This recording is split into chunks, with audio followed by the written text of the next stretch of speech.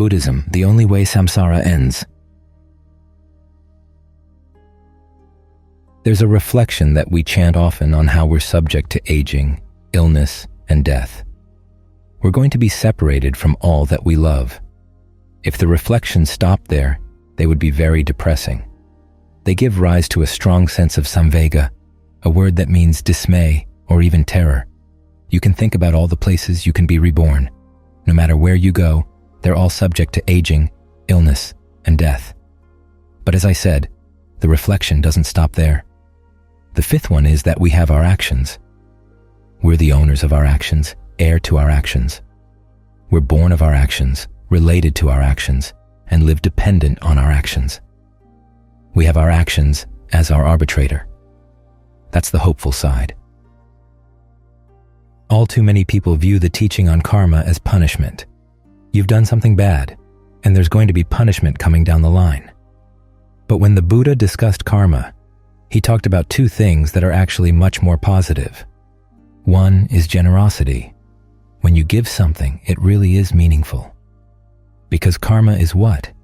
It's your intention, and your intentions have power. Think about that. You're not just a victim of forces beyond your control. You exercise a very important element of control in your life, in the intentions that you act on. So the fact that you give something to someone else means that it wasn't forced on you. It's not because of the stars or the laws of physics. You overcame your own greed, your own stinginess, your own narrow-mindedness. You gave a gift. It's refreshing. It opens up the mind. It's like opening windows in a narrow, stagnant house to let some fresh air in.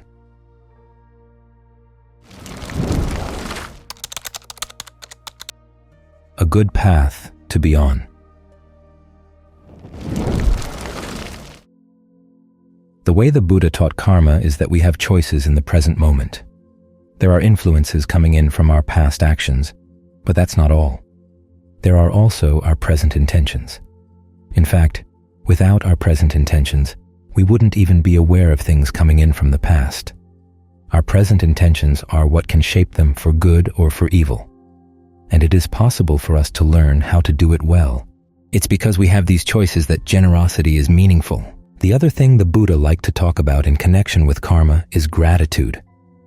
Again, when someone has helped you, it's not because of the stars. It's not because of the laws of physics. It's because they saw that you were worth helping, and they went out of their way to give help. You can start with your parents, your teachers, anyone who's shown a special kindness to you. And it's meaningful because of the power of karma. The power of your intentions gives meaning to acts of generosity, gives meaning to feelings of gratitude. These are the things that make the human realm livable. Yet the way the Buddha explored teaching on karma goes beyond that. He says you can develop the skills of virtue, concentration, and discernment so that they can lead to total freedom. Think about that. Whenever you're getting discouraged, remind yourself that there is this opening. There's a possibility for you to become more and more skillful. And it doesn't have to depend on anybody else. You don't have to go around pleasing other people. You can be nice to them. You can be kind to them. But you don't have to please them in the sense of doing whatever they want you to do. There are people who say that when you say something that people don't like, you're harming them. The Buddha was not one of those people, though. One time he was asked if he would say anything displeasing to other people. It was supposed to be a trick question. If he said yes, he would say displeasing things. Then they'd say, "Well, what's the difference between you and ordinary people down in the market?" If he said no, he was on record for saying that Devadatta was going to go to hell, which was certainly displeasing to Devadatta. But the Buddha pointed out there's no categorical answer to the original question. There's an analytical answer, which is that if something was true, he would say it. If it wasn't true, he wouldn't say it. But that was just the first test. The next test was that even if it was true, it had to be beneficial. And even if it was true and beneficial, he had to know the right time and right place to say things that are pleasing and say things that are displeasing. The analogy he gave was a small child getting a sharp object in his mouth. You do what you can to get the object out of his mouth before he swallows it, even if it means drawing blood, because if he swallows it, it's going to be a lot worse. In the same way, there are times you have to say displeasing things. You don't say harmful things, but you don't go around pleasing people all the time. This path is not one of trying to please other people or some higher power. It's a path where it's basically between you and you, what you want out of life. Of all the different desires you might have, you ask which ones are in line with the path of total freedom and which ones are not. You've got to sort through those. But it's something you can do. We read about the Buddha, and sometimes it seems like his efforts on the path, or at least for finding the path, were superhuman. But at the very least, we can take comfort in the fact that he did find the path. We don't have to find it for ourselves. He sketches out the outline and we fill in the details. This morning I mentioned the element of creativity in the path. You've got to be creative in how you observe the precepts. In other words, coming up with good reasons to keep with them. Because sometimes the reasons you gave yesterday for wanting to stick with the precepts may not be that persuasive to the mind today. You have to keep taking up fresh reasons for sticking with the precepts. Working with concentration, there's also a lot of room to play. One of the strangest developments in the tradition of Buddhist meditation was the idea that, 1, you had to focus on your nose, couldn't focus anywhere else.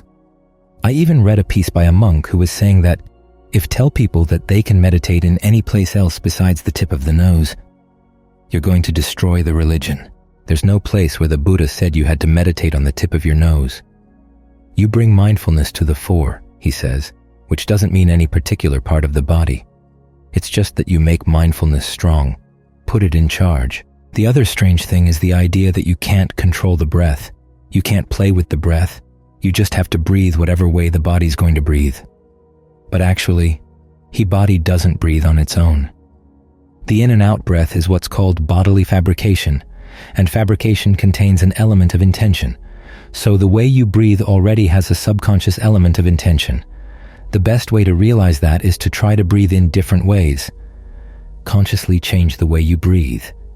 Find a way of breathing that's comfortable, interesting, soothing when you need to be soothed, energizing when you need to be energized. This involves thinking about how you conceive the breath. Which images do you hold in mind about how the breath works? How does it flow into the body? What is the breath? The in and out breath is not classified as a tactile sensation.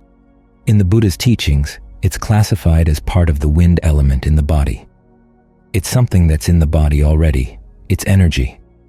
And energy can be anywhere in the body. It can flow anywhere in the body. So take advantage of that fact. Be creative in your concentration. Be creative in your discernment. You're going to have to ask questions of the mind about why it's attached to this thing or that. When there's pain, physical pain, is there some way you can be with the pain and not suffer from it? When there's the pleasure of the concentration, how can you learn to be with it and not get overwhelmed by it? In other words, you don't just wallow in it. You try to be alert and mindful so that you can watch the mind, see how the mind moves around, see how it clings to things, and ask it why. What's the allure? And to get to the allure, you have to ask some pretty strange questions, because the reasons we go for certain things are not always above board. We have lots of hidden motives, and they're not going to come out until you ask strange questions. So you have to be ingenious in the way you observe the precepts, the way you practice concentration, the way you engage in discernment, which means that we're not being put into a straitjacket. We're not just being told, just obey, and there will be a reward down the line. We get to engage with all of our mind and all of our heart in terms of generosity, gratitude, virtue, concentration, discernment. All this comes out of the motivation that we want to find happiness in a way that's harmless, so that our attitude of goodwill for ourselves can be universalized, can spread to all beings. May all beings try to find happiness in a harmless way. The Buddha shows that it's possible. There are a lot of things in the path that give you encouragement, to realize that you're on a good path. It may not go as quickly as you'd like, but hey, how long have you been mucking around in samsara?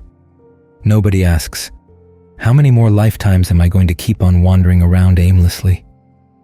It's funny when people talk about how the path may take a couple of lifetimes and they complain, oh, that's awfully long. But then you think about how many lifetimes you've been wandering around lost. It's much, much, much longer. Much. So you're on a good path, and it has an end. Samsara doesn't have any end point aside from nibbāna. If you don't go to nibbāna, then you keep wandering around, bumbling around. Whereas when you're on the path, you develop a skill that engages all of your heart and all of your mind. So each step on the path is a good step to take. It's a good path to be on.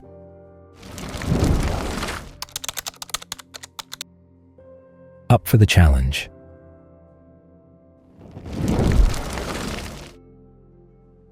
Years back, I was giving a talk at a meditation center back east, and I happened to mention that when you meditate, when you practice, there has to be the desire to practice, the desire to develop skillful qualities and to abandon unskillful ones. It's part of right effort. One of the people in the audience raised his hand and said, "Wait a minute, wherever there's desire, there's going to be suffering, right?" Yeah. He thought he caught me in a contradiction. "But look at your practice," I told him. "Has your practice been constantly smooth and pleasant all the way with no suffering at all?" Well, no. There's going to be struggle in the practice because you have lots of different desires inside. It's not the case that when you sit down to practice, everybody inside is on board. You have lots of different desires going in different directions. An important part of learning how to meditate, to engage in the kind of practice that you can live with, is to learn how to negotiate. You can see at least 3 types of voices inside. There are the voices that tell you what you should be doing, and they have lots of different shoulds. Then there are the voices that say, "Well, this is what I want to do." There are lots of those as well. And your job as a meditator is to take on the 3rd voice, learning how to negotiate among all the different voices. Fortunately, the Buddha's shoulds are all in your favor. But that doesn't mean all the ideas of what you should be doing inside come from the Buddha. You have lots of ideas about your duties that have nothing to do with the practice at all. So you have to sort out which of those duties you're really going to follow, which ones you're going to give priority to, and which ones you have to say no to, exactly how much you're going to let the Buddha's shoulds take over your life. His shoulds are pretty simple. First, you should try to comprehend suffering, which means seeing that suffering is in the act of clinging to form, feeling, perceptions, thought fabrications, consciousness. You want to see yourself suffering in the act of clinging itself. Sometimes we're told that we suffer because we cling to impermanent things. But it's possible to cling even to permanent things and still suffer. You have to learn how to let go of everything at some point. That's what the duty is with regard to the cause of suffering. Wherever there's craving that leads you to cling, that's to be abandoned. The end of suffering is to be realized. The path of practice leading to the end of suffering is to be developed. Those are the Buddha's shoulds. And the question is, to what extent are you going to let those shoulds have a voice and actually have some power over what you're doing, some authority? This is where the Buddha said that a measure of your wisdom lies in seeing that there are some things that you would like to do, but you know they're going to give rise to long-term suffering, and how well you can talk yourself into not wanting to do them, or things that you don't like to do that will give rise to long-term happiness. How well can you talk yourself into wanting to do them? We tend to think of our wants as raw and unmediated, but a lot of our desires come from the way we talk to ourselves and the voices we pick up from outside, the shoulds we pick up from outside. So you have to learn how to negotiate. One of the basic principles of negotiation is that everybody gets a piece. If somebody's at the table, you don't want them to go away empty-handed. Otherwise, they're going to rebel. And one of the voices that's most obstreperous is the one that says, "I want happiness right now. I don't want to have to think about the long term. Give me some instant gratification." This is one of the reasons why we practice concentration, to get a sense of well-being inside right here and now. But that also requires that we come to the concentration with a sense of well-being, which is why the practice is not just sitting with your eyes closed. It also involves generosity and virtue. Here again, you have to learn how to talk to yourself so that you get a sense of well-being, a sense of pride that comes out of generosity, a sense of pride that comes out of practicing the precepts. Pride not in comparing yourself with other people, but just in having an inner sense of self-worth, that you've learned how to say no to your unskillful desires in such a way that you're not just miserable. You're offering them something better, a better kind of happiness, and it's immediate. As the Buddha points out, when you practice generosity and virtue, the happiness doesn't come later. It's there in the action itself. And a lot of that happiness has to do with learning how to appreciate what you're doing. Appreciate your generosity. Appreciate your virtue. And you'll come to the concentration with a sense of competence and confidence that you can do this. Here again, though, there's struggle. All those hindrances are just waiting for you to have a lapse in mindfulness. So you have to counteract them. Instead of thinking about sensuality, you think about the breath. That's directed thought. Instead of allowing yourself to get into periods of doubt, you actually experiment. How about trying it this way? How about trying it that way? See the results as they actually appear to you. That's evaluation. Try to evaluate the breath in a way that gives rise to a sense of energy and rapture. That counteracts sleepiness. Your evaluation also gives rise to a sense of well-being that helps to counteract any ill will you might be suffering from. And then you just learn how to stay focused right here on one thing. This helps to counteract the mind's tendency to worry about this, worry about that, be restless, fidgeting around. These are the 5 factors of concentration, the factors that go into getting your mind to settle down. Singleness of preoccupation, directed thought, evaluation, rapture, pleasure. They're your weapons against the hindrances. They also speak to that part of the mind that wants some pleasure right now. So learn how to cultivate them. These are part of your negotiating skills. And then you also learn how to give yourself encouragement, because a lot of voices in the mind are still not satisfied with the concentration. They want some entertainment. They want some variety, in which case you can start thinking about, where do my defilements tend to go? What other topics of meditation can I bring in? For example, you can think about the body. Think not only about the body, your body, the other person's body, but also about the fantasies you have around bodies. As the Buddha points out, our cravings may not be located where we think they are. We think we crave a body, but maybe we crave an image, and it has nothing to do with the body at all. This is one of the reasons why we contemplate the 32 parts of the body to say, this is what you're actually getting. Does it correspond to the image that you're holding in mind? Or your fantasies may have very little to do with the actual bodies, and more with the role you play in them. You can ask yourself, how realistic is that? Think of a John Lee when he was thinking of disrobing. He decided to prepare himself mentally, so he started thinking about what kind of life he would like to have as a layperson. At first, everything was going really well, impossibly well, in fact. But then reality began to set in. He wanted a daughter of a nobleman as his wife, which was pretty impossible. But then he realized if he had a daughter of a nobleman, she'd have to work too because he was poor, and yet she wasn't used to working. Her health might be fragile. She ends up giving birth to a baby and dies. Then reality comes barging in, more and more and more. That's how he was able to get past that fantasy. So look at your fantasies about what you want. How realistic are they? How complete are they? How all around are they? This is just an example of how you would deal, say, with the problem of lust. You can also contemplate your anger in a similar way. You can contemplate anything that's unskillful coming up in the mind. Ask yourself, this voice that wants me to get involved in this unskillful emotion, how far can I trust it? In this way, in your negotiation, you help to weaken the unskillful members as you're trying to strengthen the skillful ones. A successful negotiation doesn't just give in to everybody. You should have some sense of priorities, what you really want in your life. If your priorities don't correspond with the Buddha's priorities, be clear about that. Accept the fact that, okay, this is what I actually want. There are going to be these problems down the line. Be clear-eyed about it. If you're more inclined to say, I want to devote my time totally to the practice, be clear-eyed about what the practice will involve. You'll have to do a lot of negotiating because there's going to be struggle inside. You see those descriptions in the canon of a monk embarking on the practice, and everything flows smoothly from one level of the practice to the next without any struggle. But then you look in the Theragatha, the section in the canon where monks talk about themselves, and they have to engage in a lot of struggle, getting the mind into concentration and seeing it crash, getting it again, seeing it crash again, getting suicidal over the fact. The Buddha says there are some people who practice the holy life with tears running down their faces. But he says, it's better to hold on even then, because in the long run you'll be glad that you did. So don't expect the practice to be smooth. Learn how to talk to yourself in a way that gives rise to some fighting spirit, that whatever the challenges are, I want to be up for them. I'm not going to let myself be fooled by the defilements ever again.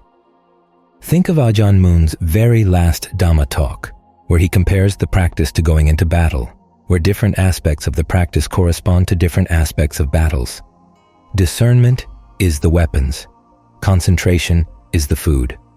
Then there's the soldier. The soldier is the determination not to come back and be the laughingstock of the defilements ever again. You want to learn how to hold to what you think is really important, have a clear sense of priorities, and be willing to fight everything that comes up in the mind and gets in the way. In some cases, there's negotiation, and sometimes there's just out-and-out battle. Ajahn Mahabhuva talks about going into battle, finishing off the defilements. Ajahn Lee talks more about learning how to convert some of the defilements to your side. But even then, he says, you have to be very alert, very heedful. Either way, there's going to be a struggle, so learn how to enjoy the struggle, enjoy the challenge, because you have been the laughing stock of defilements for a long, long time. But now, here's your chance to put an end to that situation. So even though there's a battle, see it as something you enjoy. You've got the opportunity to fight for freedom. Learn how to appreciate that opportunity. Do your best.